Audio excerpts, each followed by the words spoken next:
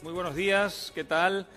Encantado de estar aquí, esta vez no por vía virtual, sino física y presencialmente para compartir algunas reflexiones con ustedes, básicamente para tratar de transmitir el mensaje de que lo que hemos escuchado esta mañana no es privativo de Chile. Está viviendo el mundo entero un proceso bastante similar, con características lógicamente que varían de lugar a lugar, pero esencialmente estamos viviendo un mundo en el que muchos de los supuestos sobre los que descansaban instituciones y consensos están bajo cuestionamiento serio o están simplemente resquebrajándose, una polarización extrema, una radicalización ideológica, una dificultad para alcanzar consensos y un proceso que está degenerando y cuyo destino, evidentemente, a estas alturas es imposible pronosticar, pero no augura nada muy bueno. Quiero empezar situando un poco el contexto. Es muy importante entender que no se produce una radicalización política, ni vuelan por los aires los grandes consensos sin una serie de crisis traumáticas. En todo el devenir, digamos, de la civilización humana fueron siempre ciertas crisis muy concretas las que dieron lugar a un cuestionamiento de los consensos y los supuestos sobre los que reposaban esas sociedades. Yo diría que en la era contemporánea ha habido muchos más, pero tres muy específicos hay que mencionar. Uno, evidentemente, son los atentados contra las Torres Gemelas el 11 de septiembre.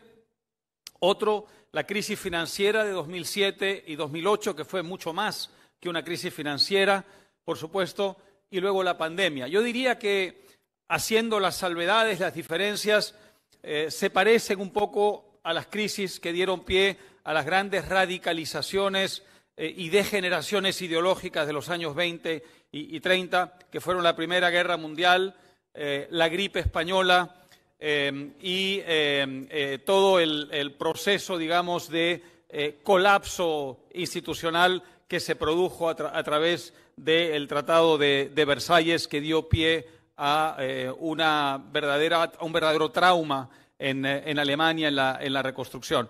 Entonces, creo que eso es importante tenerlo en cuenta. Ciertos acontecimientos han generado un clima traumatizante y traumático que ha dado pie a una serie de reacciones. Esto no solamente ha supuesto para las sociedades civiles un trauma, sino también para los gobiernos. Y en distintas instancias se puede medir hasta qué punto ha sido así. Por ejemplo, hemos visto a gobiernos que encarnaban un cierto sentido común, una cierta proporción en la forma en que gestionaban sus fiscos, sus políticas monetarias, perder completamente la razón y entregarse a una farra fiscal y monetaria que ha sido a la vez síntoma de lo que estaba ocurriendo y causa de una aceleración de lo que estaba ocurriendo. La deuda mundial desde 2009, por ejemplo, se multiplicó por 2,5 veces, en realidad un poco más, casi 3, a un ritmo 5 veces superior al crecimiento del Producto Interno Bruto, un nivel de endeudamiento 5 veces superior al el crecimiento del Producto Bruto Interno. En los Estados Unidos, donde yo he vivido los últimos 20 años y paso todavía muchísimo tiempo, esto se nota de muchas formas. El gobierno federal tiene hoy una deuda que equivale al 120% de lo que produce el país en bienes y servicios en un año. Los hogares tienen una deuda equivalente al 75% de lo que producen los Estados Unidos en bienes y servicios en un año. Las corporaciones, las empresas, 78 van camino de 80%. Vayan sumando ustedes todo eso. La deuda total que carga Estados Unidos es de niveles verdaderamente astronómicos, algo que no tiene parangón en la historia de los Estados Unidos, ni siquiera durante la Segunda Guerra Mundial. Si a esto le añadimos un mundo en el que ya no está tan claro quién es el bueno y quién es el malo, porque en muchas regiones del mundo, a medida que en las democracias liberales occidentales pasaba todo esto, se iban haciendo a sí mismos unos ciertos prestigios en base a la fuerza o en base simplemente a lo que parecía un deterioro del enemigo, vemos un mundo extremadamente complicado, donde personajes como Putin, como Jinping, como Erdogan, es decir, personajes autoritarios o como Mohammed bin Salman en Arabia Saudita, un personaje que hay que mirar muy de cerca, es un país que tiene una proyección muy impresionante, pero que también representa un paradigma de desarrollo desde el autoritarismo, para no hablar, por supuesto, de Irán y de Corea del Norte. De manera que este es el contexto, un mundo de democracias liberales en las que ciertos acontecimientos traumáticos ponen en cuestión los grandes consensos y los grandes supuestos, una reacción de los estados que solo puede calificarse de profundamente irracional desde el punto de vista de la cosa pública, del manejo de la cosa pública, y un contexto internacional de prestigios que se van haciendo en cierta forma en sus zonas de influencia geográfica, pero que también alcanzan una cierta universalidad. Personajes como Putin o como Xi Jinping tienen hoy muchísimos admiradores en democracias occidentales, en Europa, en los Estados Unidos, etcétera, etcétera. Bien, esta es una idea que quería sembrar entre ustedes. Una siguiente idea es esta. La globalización, que seguramente todos aquí defendemos, y yo he sido un acérrimo y seguiré siendo un acérrimo defensor de la globalización, que ha traído enormes beneficios a la humanidad y seguirá trayéndolos, representa, sin embargo, ¿cómo decirlo?, una dislocación en muchas sociedades en un periodo de transición. Y eso ha coincidido con una crisis en Europa del estado del bienestar que regía desde los años 40, podríamos irnos al siglo XIX con Bismarck, que fundó el estado del bienestar alemán, pero para hablar de tiempos contemporáneos, digamos desde la Segunda Guerra Mundial, y en Estados Unidos con una cierta crisis del New Deal, es decir, las políticas que puso en pie Roosevelt para hacerle frente a la Gran Depresión, luego a la Segunda Guerra Mundial, y que continuó con Truman y sus sucesores. Estos modelos son modelos que han alcanzado un cierto límite, que han entrado en una cierta crisis, y eso ha coincidido en el tiempo con un proceso de globalización que ha producido muchos dislocamientos. ¿A qué me refiero? A que industrias tradicionales que habían sostenido a muchas generaciones en ciertos lugares de Europa Occidental o de los Estados Unidos desaparecieron o emigraron y fueron reemplazadas por otros. La revolución de la conectividad, que hizo que algunos sectores de la sociedad se pudieran adaptar mucho más rápidamente que otros. Todos salían beneficiados, pero en las cosas en las que todos salen beneficiados hay tiempos que son disímiles, y eso representa un cierto dislocamiento. Yo decía esta mañana, no recuerdo a quién, si uno pertenecía a una familia de Michigan que a lo largo de 4 generaciones vivió muy ligada a la industria automotriz, y de pronto esa industria se fue para otro lado, emigró, y yo tuve que emigrar y fui la primera generación de mi familia que emigró y tuve que adaptarme a una nueva industria en un nuevo lugar de los Estados Unidos o quizá fuera de los Estados Unidos. Lo que se produce es un trauma social. No significa que en términos absolutos no haya un progreso en esa dinámica de destrucción creativa, como la llamaba Schumpeter. Lo hay. Si usted mide a través de la creación de riqueza, a través de la tasa de desempleo, verá que al final el resultado neto es un resultado positivo. Pero si a usted es a quien le toca sufrir ese trauma, evidentemente usted va a reaccionar de un modo muy distinto a como reacciona un economista que está viendo las cifras fríamente a través de los agregados. Y eso es lo que se ha producido en muchos lugares de Europa y de los Estados Unidos también. El dislocamiento producido por estos cambios y transformaciones de la tecnología y en general de la globalización se ha dado en un contexto en el que muchos de los sistemas que regían llegaban a su límite porque simplemente no era posible ya financiarlos. De manera que ahí había también las bases para una reacción que ha sido muy impresionante en todo el mundo de Europa Occidental y que ha sido una reacción por el populismo. A la derecha por un populismo más bien de índole nacionalista y a la izquierda por un populismo definido por el victimismo, que tienen en común su antielitismo, que tienen en común la idea de que hay víctimas y victimarios, y que tienen en común la idea de que hay que proteger algo contra un enemigo, contra un adversario, pero que por supuesto se diferencian en mucho. Otro factor ha acelerado todo este proceso, es un factor al que se ha aludido esta mañana y que evidentemente está en todas las conversaciones, que es el de los nuevos medios de comunicación, las redes sociales, las nuevas formas que tiene el mundo de comunicarse entre sí. Esta es una revolución también extraordinariamente benéfica, pero que ha tenido un efecto que en cierta forma es un efecto que es un arma de doble filo, que es la desintermediación. La desintermediación significa una comunicación directa, sin pasar por intermediarios, y esa, por supuesto, puede ser una gran cosa y lo ha sido. Gente que no tenía una voz, de pronto la tiene. Gente que no tenía acceso a las voces ajenas, de pronto lo tiene.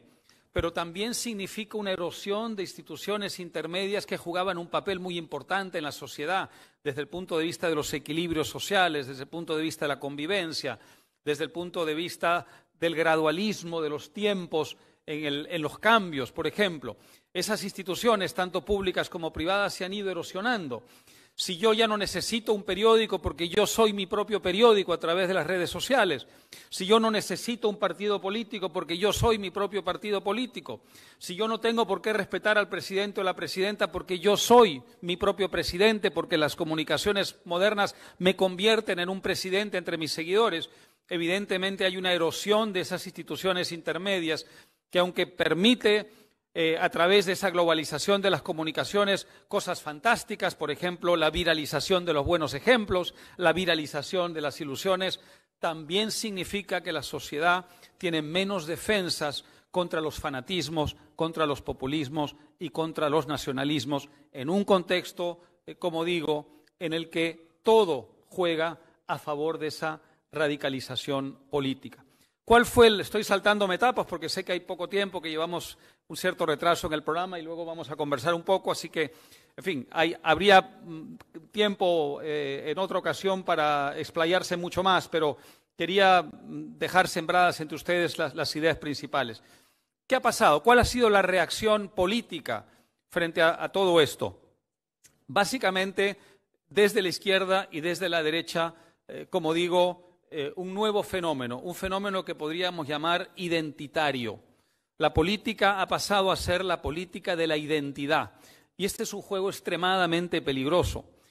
Yo no niego que en una comunidad tiene que haber ciertos elementos comunes, aglutinantes. Ninguna sociedad puede sobrevivir sin ello. Yo soy un liberal que cree en las sociedades abiertas y libres, pero eso no significa una sociedad de individuos compartimentalizados. Al contrario, significa una sociedad de cooperación, de individuos que intercambian constantemente bienes, servicios, ideas, cultura. Pero en una sociedad que se va fragmentando en torno a la identidad, es una sociedad en la que los demagogos, los populistas, encuentran fácilmente la manera de reaglutinar a esa sociedad y lo hacen a través de la política identitaria. Desde la derecha, la política identitaria esencialmente nacionalista. Nuestra tribu está amenazada por el mundo exterior, está amenazada por el inmigrante, está amenazada por el otro, está amenazada también por bienes y servicios que vienen del exterior. En esto la izquierda y la derecha es interesante, hasta qué punto se parecen. El mundo de Trump era un mundo esencialmente proteccionista, a pesar de que en algunos otros campos tenía una política más bien liberal, desreguló algunas industrias que estaban sobrereguladas, pero era una persona de visión económicamente nacionalista.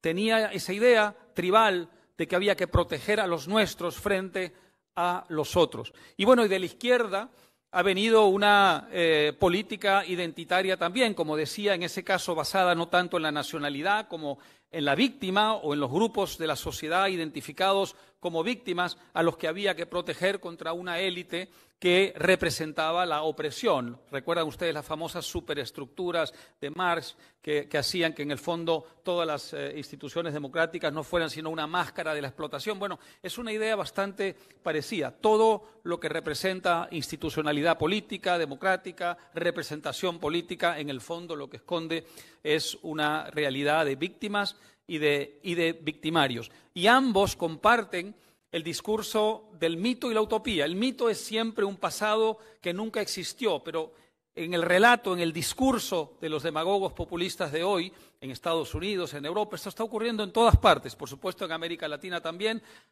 nos remitimos siempre a un pasado, tanto en la izquierda como en la derecha, donde no había una amenaza a la nación, donde no había una amenaza a las víctimas, una amenaza a la identidad. La identidad se refuerza en la medida en que hay una nostalgia de un pasado que en el fondo nunca existió y nunca fue tal, pero el relato lo hace real en el imaginario popular. Y también hay una utopía. El mito es la mentira del pasado, la utopía es la mentira del futuro. Uno inventa un futuro que nunca llegará, que no es alcanzable, pero si uno instala en el imaginario de la gente la idea mítica, utópica, de que ese futuro es posible, la gente está dispuesta a saltarse etapas, a saltarse la democracia. Por eso en la raíz del populismo hay un sentimiento profundamente antiliberal o iliberal y profundamente antidemocrático, la idea de que hay atajos hacia el paraíso, ¿no es cierto? ¿En qué se ha traducido todo esto? En que hay una guerra cultural. Vivimos hoy atrapados en una guerra cultural. Tenemos a una derecha, en Estados Unidos se le llama the alt-right, la derecha alternativa, y también la derecha populista, que ha desplazado a la derecha tradicional y que tiene precisamente esas características que acabo de mencionar. En la izquierda ha pasado exactamente lo mismo. En cierta forma pasó antes en la izquierda, se aceleró mucho después de la crisis financiera de 2008 y la derecha reaccionó frente a ella, pero en todo caso esto ya no importa porque los dos jugadores están en esa cancha. En esa guerra cultural la izquierda se ha aferrado a ciertos aspectos, a ciertas causas, lo que se llama single issue causes, causas, digamos, únicas, singulares, a las que ha ido aglutinando en un discurso, el ecologista, el feminista, el de los gays, etcétera, etcétera, lo ha ido construyendo no a través de la defensa de los derechos individuales y la defensa de la igualdad ante la ley, sino a través de la defensa identitaria, la idea de que todos estos grupos son víctimas de un enemigo y ese enemigo resulta casi siempre ser la institucionalidad democrática y las ideas que defienden quienes creen en la libertad. En la derecha está pasando algo muy parecido, solo que al revés, y de una manera que es exactamente igual, que es profundamente identitaria. ¿Qué pasa en América Latina? En América Latina esto tiene una traducción también. Si ustedes se fijan en lo que ha pasado, no solo en Chile, en toda América Latina, hemos vivido un proceso muy parecido. La izquierda se ha ido moviendo hacia un terreno infinitamente más ideológico, hacia un terreno infinitamente más pugnaz y también más cuestionador de ciertos consensos, y ha ido desplazando a la centroizquierda que había jugado un rol, no se diga nada en Chile, por supuesto, pero también en algunos otros países hacia una gran marginalidad. Y esa izquierda, digamos, democrática, socialdemócrata, esa centroizquierda, tenía dos opciones. Una era salir a pelear, salir a defender sus fueros, salir a dar un combate de ideas frente a esa izquierda radical y decidió no hacerlo. Se acomplejó, se asustó y se dejó, digamos, fue subsumida por esa izquierda radicalizada y populista que tomó el control del escenario político del centro hacia la izquierda. Eso se ha visto en muchos países, en mi país de origen también.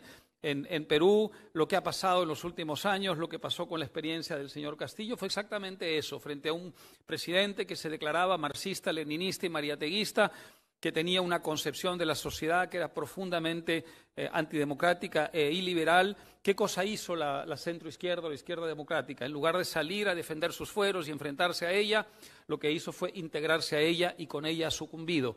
De manera que hoy ha dejado un amplio espacio, sabe Dios para qué. Pasó lo mismo en Colombia, donde hay hoy día una izquierda sumamente radicalizada que está llevando al país a un desbarajuste enorme. Pasó en cierta forma algo parecido en México, aunque allí hay unas variantes importantes porque López Obrador tiene un origen del PRI que ha, digamos, combinado con su radicalización, por lo menos retórica, de izquierda, pero que ha marginado a lo que era la izquierda tradicional mexicana, que era el PRD, y así país por país podemos ver cómo este discurso de la izquierda radicalizada ha ido marginando a la izquierda. ¿Qué ha pasado al otro lado? Bueno, ha pasado lo que cabía esperar, lo que siempre pasa en toda sociedad. No somos marcianos en América Latina, somos seres humanos y nos parecemos a otros seres humanos, de manera que lo que ha pasado es una reacción que tiene su expresión en movimientos y grupos de derecha que se sienten amenazados por todo eso y que han ido marginando a la derecha liberal o a la centro derecha en buena parte de América Latina. Bukele es por ahora el ejemplo más exitoso de todo eso. Por cierto, yo diría que quizá Bukele es el mayor desafío que tienen hoy la centro derecha y los liberales de América Latina, porque a diferencia de los populistas autoritarios de la izquierda, que todos sin excepción están fracasando de una manera flagrante, de una manera que es evidente ante el resto del mundo, este es un señor que está teniendo éxitos parciales y supone para nosotros el reto de demostrar que esos resultados tienen pies de barro, que esos resultados vienen acompañados de una violación de los derechos humanos, de una violación de la legalidad, de una violación de la democracia como sistema civilizado, pero también el desafío de demostrar que somos capaces de obtener resultados tanto mejores que los suyos en áreas como la seguridad, sin tener que hacer pagar a nuestras sociedades el precio altísimo que le está haciendo pagar a la suya. Pero, digamos, independientemente de eso, a lo que iba es que están surgiendo paradigmas desde el otro lado que encarnan también una forma nacionalista, una forma autoritaria y una forma populista de derechas para hacer frente a esa izquierda. Y frente a eso, la centro-derecha está siendo marginada, está siendo golpeada. Aquí el señor Kast demostró un fenómeno parecido. La centro-derecha tradicional chilena fue derrotada, fue marginada, ahora está empezando, entiendo, lentamente a recuperar algunos fueros, pero en todo caso el fenómeno se produjo también en Perú. El alcalde de Lima hoy es un hombre popular, es un hombre exitoso, que probablemente será un candidato potente, importante, que representa esa forma de derecha, también con algunos éxitos parciales. Y, por supuesto, vimos en Brasil lo que pasó con Bolsonaro, y el fenómeno Bolsonaro todavía sigue ahí, a lo mejor el día de mañana con otras caras y otros nombres, pero representa también una forma identitaria de respuesta desde la derecha a lo que está pasando en la izquierda. Sería largo explicar por qué en América Latina se ha producido esto, pero creo que algo de lo que escuchamos esta mañana encierra por lo menos parcialmente la clave, y es que desde 2015, se habló en el caso de Chile desde 2014, en América Latina en general 2015, no hay crecimiento, y estamos hablando ya de casi una década, ¿no? Tuvimos el boom de los commodities entre 2003 o 2004 y 2000, depende de qué commodity estemos hablando, si de metales o de petróleo o de agricultura, pero en todo caso hasta 2013, 2014, 2015. Fue un fenómeno que produjo una clase media, ese fue un fenómeno muy importante, mucha gente salió de la pobreza, unos 90 millones de personas, según cómo contemos, pero había unas bases muy precarias en todo eso. Y si uno mide bien qué factores contribuyeron a ese crecimiento de la clase media, verá que la productividad hizo una contribución mínima, que la mayor parte de la contribución la hizo simplemente el aumento de la mano de obra. La productividad más o menos contribuyó 21-22% y 78% el aumento de la mano de obra. Cuando hay un boom de commodities siempre hay un aumento de la mano de obra, pero la idea es que esa mano de obra pueda producir cada vez más con menos, y eso no se produjo en América Latina. De manera que bastaba que se desacelerara el crecimiento, que se produjera un bache para que viéramos que un porcentaje de esa nueva clase media, que todavía era vulnerable, pasara otra vez a la pobreza. Un 40% de la clase media estaba en esa situación hacia comienzos de la década, la segunda década. Pasaron unos años, se desaceleró el crecimiento y a partir de 2015 esa clase media vulnerable que vivía de una manera muy precaria retrocedió a la pobreza. Y ese fue un escenario políticamente y socialmente explosivo, en el que además cayó, como las 7 plagas de Egipto, por supuesto, la pandemia. Y eso explica el comportamiento electoral en muchos países, entre ellos en Perú. Castillo no habría ganado nunca una elección en un escenario distinto, en el que no se hubiera producido un fenómeno como la pandemia en ese contexto de desaceleración económica, a pesar de que en Perú la desaceleración no era tan acentuada como en otros países de América Latina.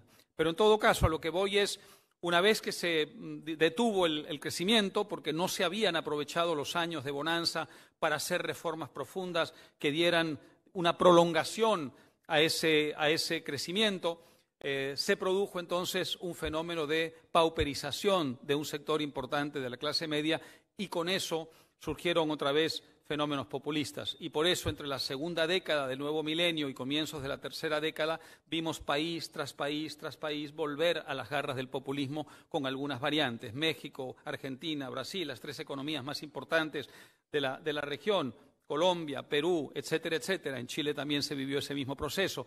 Prácticamente toda la región vivió un proceso de retorno del populismo, en un escenario en el que el populismo pocos años antes había fracasado estrepitosamente. Podemos llamarlo masoquismo, podemos llamarlo suicidio, podemos, en fin, buscar muchas explicaciones psicológicas a todo este proceso. Pero en todo caso, al observador lo que le interesa es entender que a partir de 2015, en ese proceso de desaceleración económica muy prolongado que lleva ya casi una década, se produjo, por supuesto, un cuestionamiento de un modelo económico que había aparentemente empezado a dar resultados y que de pronto se detuvo. Y yo creo que a partir de ese momento vemos en América Latina surgir esa izquierda populista y esa derecha populista que son distintas de las que habíamos conocido en años anteriores. Otra vez una izquierda que buscaba, identificaba ciertas minorías o ciertos grupos en la sociedad a los que calificaba de víctimas, asumía esas causas de una manera muy concentrada y poco a poco iba juntándolas, combinándolas dentro de un discurso victimista, antielitista, sumamente eficaz, porque ese relato, acompañado de la vieja idea del mito de un pasado que fue mejor y la utopía, un futuro que está al alcance de la mano si nos saltamos ciertas etapas, mordió carne, se instaló en el imaginario de la gente con mucha eficacia y desde la derecha vino una respuesta que es la que hemos visto. ¿Dónde deja esto a la gente de espíritu liberal, tanto en la derecha como en la izquierda? La deja en una situación extremadamente difícil en este momento. La deja en una situación, bueno, parecida a lo que acabamos de ver en la Argentina, ¿no es cierto? Dos populismos que han pasado a la segunda vuelta, aunque en el caso de Milei hay un discurso económico cargado de algunas reformas, algunas propuestas de reforma que son perfectamente atendibles, que son reformas que Argentina debería haber hecho hace mucho tiempo. Eso viene acompañado de una retórica, de un estilo, de unas formas que son profundamente populistas y de unas, resonancias que tienen mucho de populismo latinoamericano, y al otro lado un señor que encarna a un gobierno que es el epítome, que es la esencia, la quintesencia del populismo latinoamericano. Entonces, una segunda vuelta donde se enfrentan dos populismos en el que hay un rol aparentemente muy pequeño, muy menor, exiguo, que jugar si uno pertenece a esa tribu en extinción, que es la tribu liberal, tanto a la derecha como a la izquierda. De manera que este es un poco el escenario que enfrentamos. Yo tampoco quiero ser, como no lo fueron algunos de los ponentes esta mañana, excesivamente pesimista. He leído demasiada historia, he visto demasiados casos y conocido de cerca demasiados casos, y además cualquiera que haya sido un habitante del siglo XX y vio la caída del muro de Berlín y vio la caída del PRI mexicano, y vio los extraordinarios avances de la tecnología, digamos que solo puede tener espacio en el ánimo para el optimismo. Pero ese optimismo no caerá, digamos, del cielo. Es un optimismo que hay que albergar, que hay que trabajar, que hay que hacer evolucionar y luego hay que convertir en acción. Y si uno no sale a enfrentar a estos dos populismos que están haciendo de América Latina hoy su monopolio, será imposible desalojarlos en muchísimo tiempo. De manera que lo que hay que hacer es, primero que nada, hacer un diagnóstico razonable y acertado, más o menos acertado de la situación, y luego pasar a la acción y salir a enfrentarlos en el campo de las ideas, en el campo de los consensos, en el campo, por supuesto, de la acción política, pero también en el campo de la cultura, de la comunicación, y poco a poco, a medida que esos fracasos vayan siendo evidentes y flagrantes, se volverá a crear una nueva oportunidad. Muchas gracias.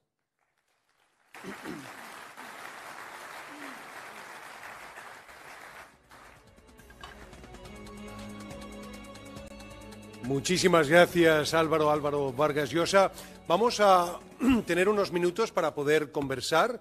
Y yo, como me distraigo ante la profundidad y la elocuencia, además, de nuestro expositor, pido solamente que de repente me recuerden cuando ya uno tiene que redondear las ideas y de parte del equipo me hagan este gesto, porque si no, uno puede largamente conversar con Álvaro Vargas